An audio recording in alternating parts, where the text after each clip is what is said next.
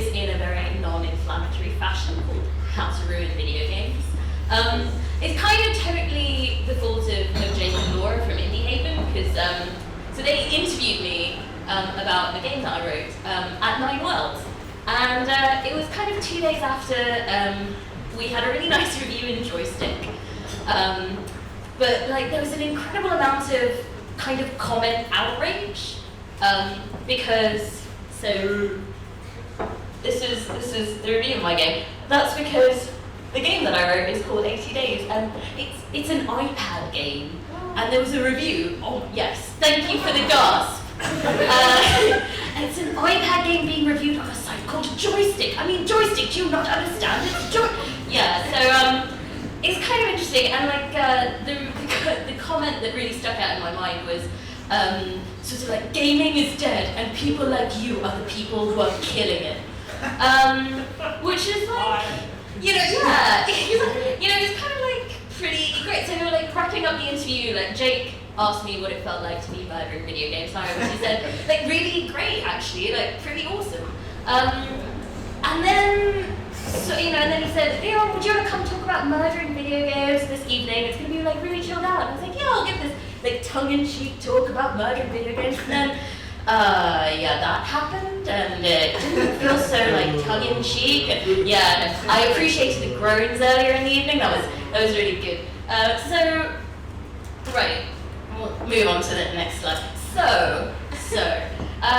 Yeah, so I kind of don't want to talk about like whether video games need ruining. Don't really want to like count up like women in the games industry, or like get into the debate of whether like mobile games are proper, or like what else games, because like it's really boring. It's really boring. And we've all done it before, and there are people sort of eminently more qualified who have done that. Over, except it's not. So instead I thought I'd kind of give you like a really random list of like my favorite video games that are murdering games. Ruining games. Ruining. You changed it. Yeah, exactly. So so I kind of want to talk about games that I think are kind of expanding the possibility space of games. That are talking about kind of new and interesting things, or allowing players to interact with them in ways that I find, you know, kind of radical and interesting. Yeah, so I thought, so let's start off by talking about sex. You know, like, wow, apparently no one here interested in sex, all right? This next bit is going to go well. Okay, so the first game I really want to talk about is Merritt Kopas's Consensual Torture Simulator. So like, I can't stop talking about how amazing this game is. It's a twine game about hurting someone who wants it. And this game sort of, it begins with your negotiation with the other person that you're about to hurt for pleasure. So like a lot of games, it's about inflicting violence, except in this case, you're just made really aware of the other person's reactions and desires. Like they are a real person that you have to deal with. They're not just this like faceless bunch of pixels. They're not an enemy. They're kind of a partner.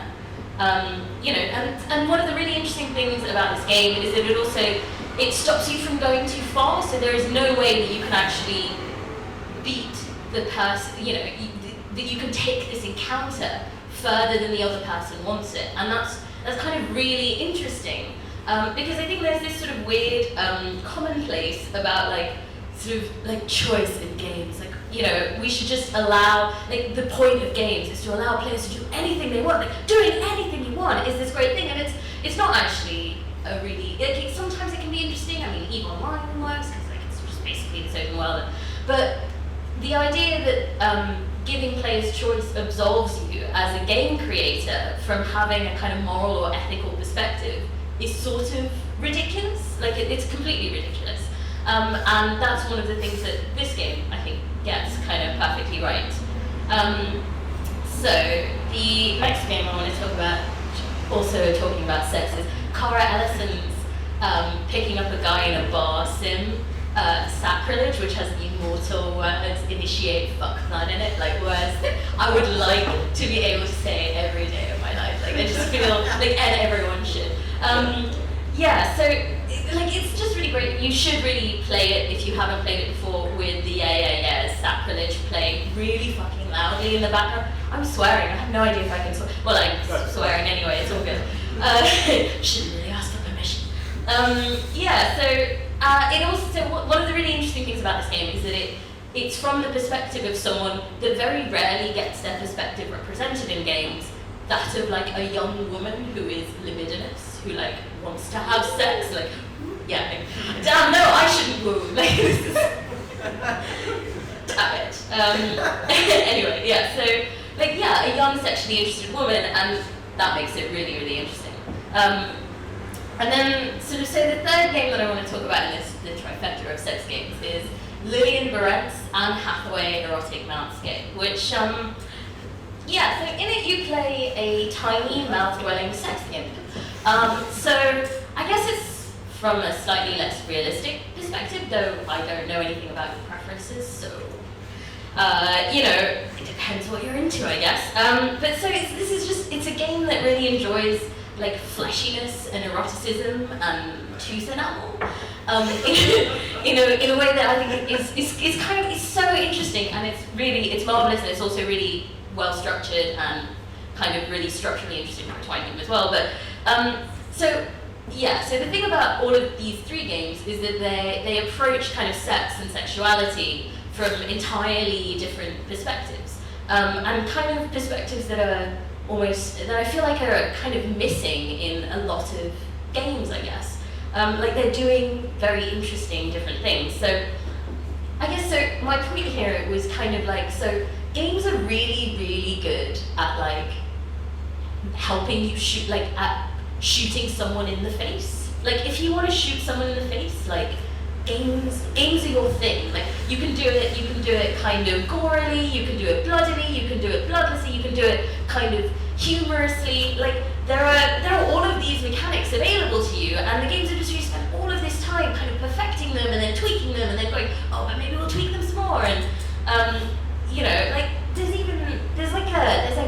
a dubstep gun in Saints Row 4, and it's fucking amazing. But it's like, where is the freaking dubstep gun of like having a relationship with someone? You know, I mean, this is the thing, is that like, you know, what about the mechanics of like falling in love or like chatting someone up in a bar or like the awkward first kiss?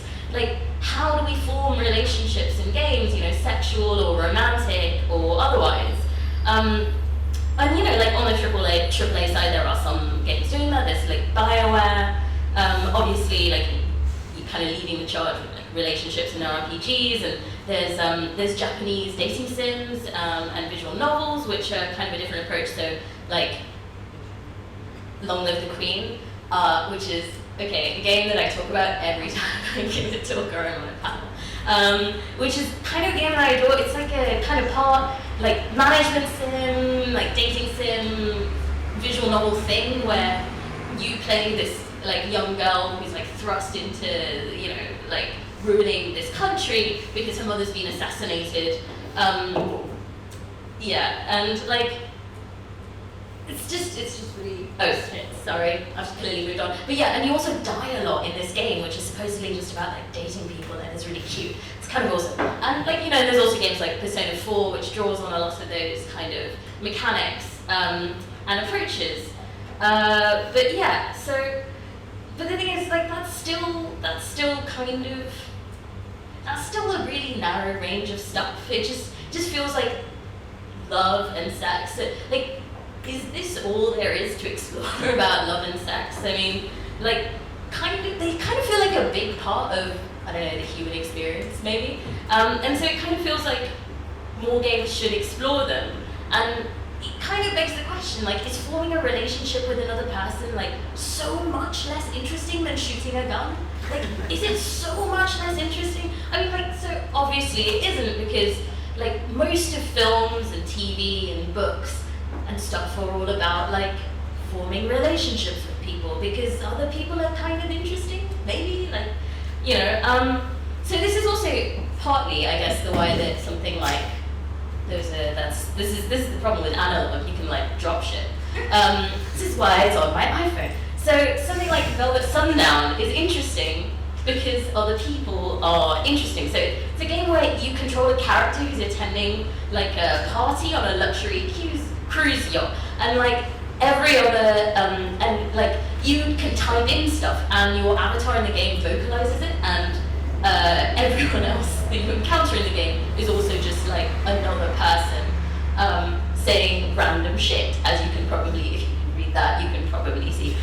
So I've got a kind of confession, like I've never actually played Velvet Sundown, partly because like Velvet Sundown, like I have no desire to play Velvet Sundown, but like I seek out YouTube clips of other people playing Velvet Sundown, and I read all of the reviews of people playing Velvet Sundown because, I mean, I guess that's the thing about like other people, like human beings, they're kind of wildly inconsistent. So sometimes you go on Velvet Sundown and you have like a really great conversation with someone who's like ripping out Adam's apples with their teeth, and sometimes you just go on and you have someone who's essentially just like typing dicks into the interface the entire way through. So it's interesting because people are interesting and they're unpredictable, and so unpredictability was another thing that I really wanted to talk about here. And so Alan just like entirely stole my point, which is that like, so I'm really interested in games that like underspecify and that are, you know, mysterious, and I think it's something that a lot of games struggle with. So I kind of feel like a lot of games treat their stories like they treat their physics. Like if you push this much on something, it will have X response, and it's, you know, and you want it to, and it's like a consistent response. You know, and if you push this hard, you'll move this far, and it's fair, and I can kind of see the appeal of fairness in that sort of games are escapism, and they're like abstractions of the world, but they're like abstractions where like you know the outcomes. Like if you get good enough at a game, like you will progress, unlike in say real life where you can get really good at something and like not really go very far at all. But the thing is, when you get rid of unfairness in a game, I think you get rid of all of these really interesting things that go alongside it. And meaning in games is often made through slippage, and mystery can be really powerful.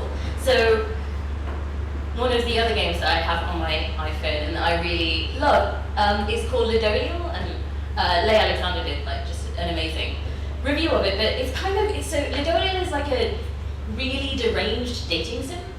So you kind of play like sort of maybe a diplomatic envoy to other alien cultures, and they're super alien. And they basically have they're defined by like a handful of attributes. So like you'll see they're like evil, sadist, industrial, and you have basically a limited set of verbs or like devices in the game's parlance to kind of interact with them with. And so like if you talk about the right topics and give them the right things, they will look upon you favorably, and if you don't, and if you piss them off, they'll like probably pour gold into your eye sockets and murder you. So like some of the connections that you can make are really easy in terms of like, so childish, aliens will probably like toys. But as you keep going, the connections become way more obscure and kind of unexpected. And you have to learn the rules of this system as you go. So similarly, something like King of Dragon Pass, which like if you haven't played, you really, really should play. It's now out for your phones.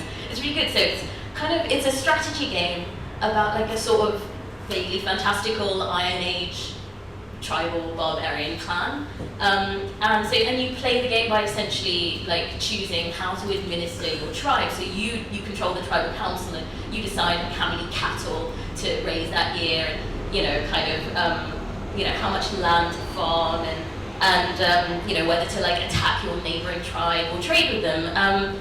But one bad harvest in your game and your entire sort of plan can kind of come undone. And if you failed, there are also gods in this game, and they're really, really capricious, and they require certain sacrifices, except nowhere in the game will it tell you what these kind of sacrifices are, and how you need, and how much attention you need to pay to even the idea that there are gods. Like, are they real? Do they exist? It doesn't really answer any of those questions, but like as you play it, you kind of have to work all of that stuff out. And one of the really interesting things about it is, like, as you start administering justice,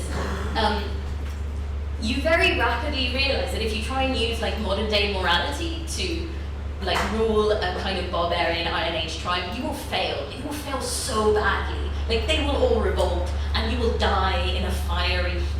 But like it does that through gameplay and through the mechanics, not by kind of telling you at the opening of the game, like, this is a brutal world. You can't, modern morality will not suffice.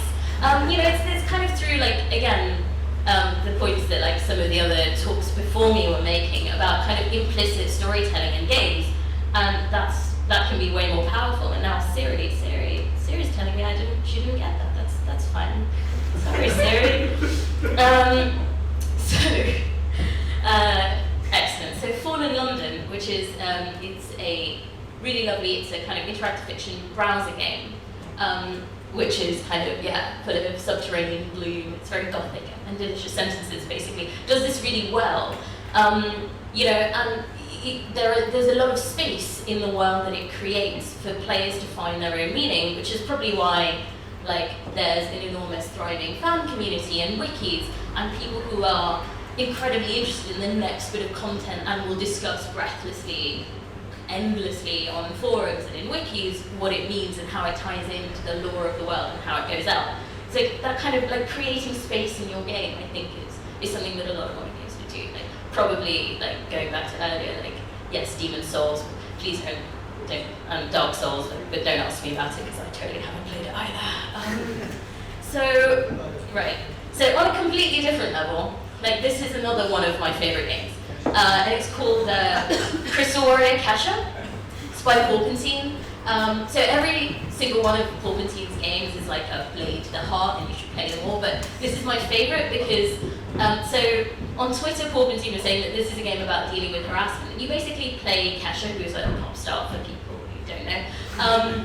But she comes under cosmic attack during one of her concerts, and then basically turns into a badass crystal warrior, and starts shooting lasers out of her eyes, and destroying her haters.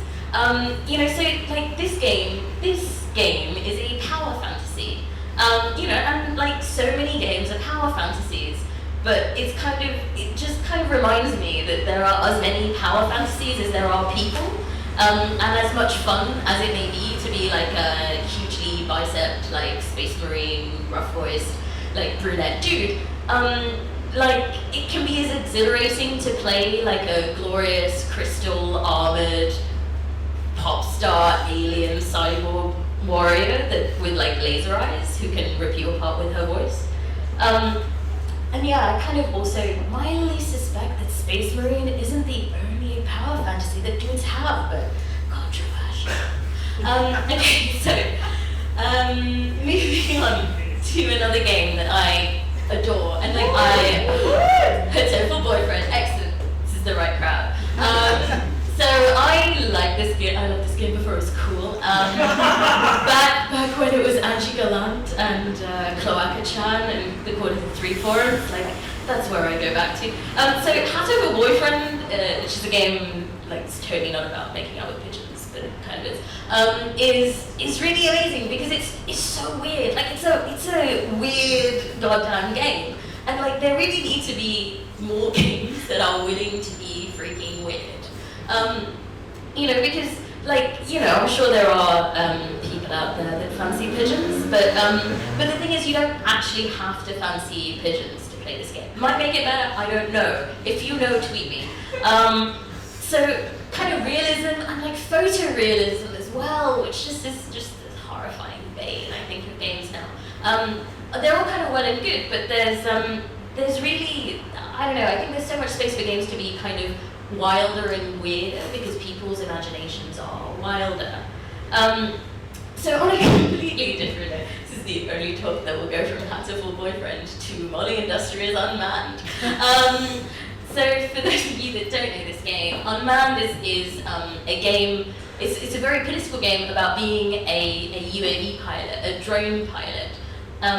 a drone operator. And so half of it, like in sort of half of the game, you play this guy who is a drone pilot involved in, actually technologically mediated warfare.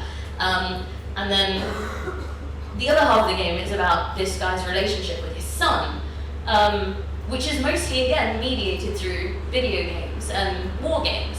And it's a really human story, but it also it's a political story told in a really human way, and that's really interesting. And it also is a game about violence that has no actual gore in it, and I kind of think that's really interesting. So my list is kind of by no means comprehensive. I should point out, like it's more of a provocation, and you'll also kind of notice that like a lot of those games are made by individuals or they're made by indies, and a lot of them are made with free tools like Twine or like RPG Maker, things like that are fairly recent, and a lot of them are also made by people who probably wouldn't have been able to make games before the advent of kind of free tools like that. So I kind of think that each of them, in their own way, sort of pushes outside the boundaries of what we think kind of games can talk about and what games can do. And a lot of them don't even have guns in. So don't get me wrong, like I like assassinating people in Splinter Cell, like as much as the next person. But I don't know. I guess I think I'm much more interested in games that look outside like the summer action blockbuster for inspiration. So kind of what kind of stories could we tell, and what kind of games could we make if guns weren't the first tool that we reached for? So Leigh Alexander, like a couple of weeks ago, asked on Twitter, what are some games that make you feel taken care of and make you feel comfortable? And I think that's kind of the really interesting question, because so many games out there they're anxious and they're heart pounding, and they're games of like fear and nightmare and failure and kind of endless spiraling attention. So if you look at something like Destiny, which has no pause button, as kind of John Frank points out, like it is basically an angry puppy that will like pee all over your furniture if you look away or like leave the house for 5 minutes. And like, I guess like that's fine too, but and I know that there are a lot of people that find something like Destiny a really comfortable experience, or like a relaxing one. I'm kind of less that person. Like, so for me, like a comfort game, and I kind of really want to hear about what your games are that you play that make you feel comfortable, because I think that's a really interesting question. So for me, it's probably something like Civilization or like 7 Grand Steps, which is just this really great game. So it's kind of a game of like dynastic advancement, and you play it with like